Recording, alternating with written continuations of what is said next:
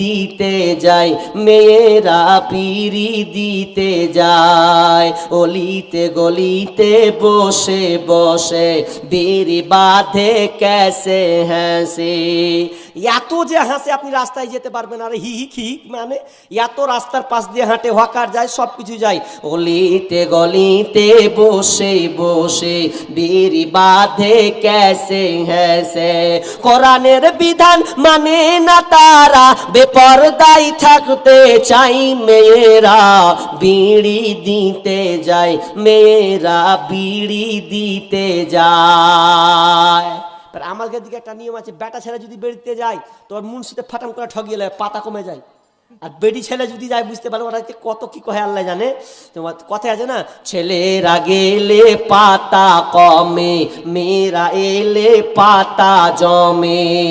ছেলেরা গেলে পাতা কমে, মেয়েরা এলে পাতা জমে।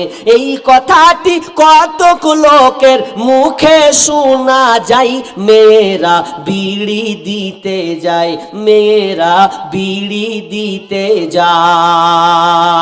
খুব বেড়ি বাচ্ছে। তা আমি একদিন রাস্তা দিয়ে হাঁটছি, হাসবেন না হাসবেন না হাসবেন না, হাসি হাসলে মুখখান ঢেকে লিয়েন কি। ওরা যখন রাস্তায় বেড়ি বাঁধে, তো আমি একদিন রাস্তা দিয়েছি, বক্তব্যটা অনেক জায়গায় দিয়েছি, তো হাসতে হাসতে যাচ্ছি, তো একজন ওরা দু বান্ধবী বাঁধছে, দেখছে ছুড়ে ছুড়ে এই মাথা কাপড় দেন, একটা মূল বেল হয়েছে মাথা কাপড় দে।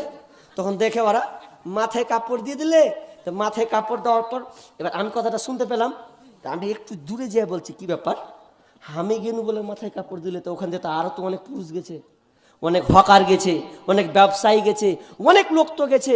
তো আমি গেলাম মানে আমি বেটা ছেলে, আমি পুরুষ, আমার দাঁড়িয়ে আছে মানে আমি পুরুষ, ওই জন্য মাথায় কাপড় দিলে নাকি? আর বাকি যেগুলো হাঁটছিল সবটি ওদের পক্ষে তাহলে হিজড়া ছিল নাকি? আমি ভাবছি মানে ওরাকে মনে হয় হিজড়া ভেবেছে, ওই যে মাথায় কাপড় দেয় না, আর আমাকে দেখে সবাই মাথায় কাপড় দিল, তো আমার তো মন খারাপ হলো, তাহলে ওই লেগে হয়। তো সেদিনকে বললাম, তো কিছুটা মানে রয়ে গেছে, কেমন করে মনে করছে, আমি তোমাদের কথা বলিনি ভাই, বোনরা ভেবেছে মনে হয়, ওটা বলেছি আমি তোমাকে কখন হিজড়া বলতে গেলাম? মাথায় কাপড় দেয় না আপনাকে দেখে, বাস্তবে ওটাই পরিস্থিতিটা পুরো উল্টে গেছে। কিয়ামতের আলামত মনে হয় চলে এসেছে, কিয়ামতের আলামত এসে গেছে, তাই তো ঘরের নারী রাস্তায় নেমেছে। কিয়ামতের আলামত এসে গেছে, তাই তো ঘরের নারী রাস্তায় নেমেছে। ওরে মাছ বাজারে কথা বলে মাছওয়ালার সাথে, স্বামী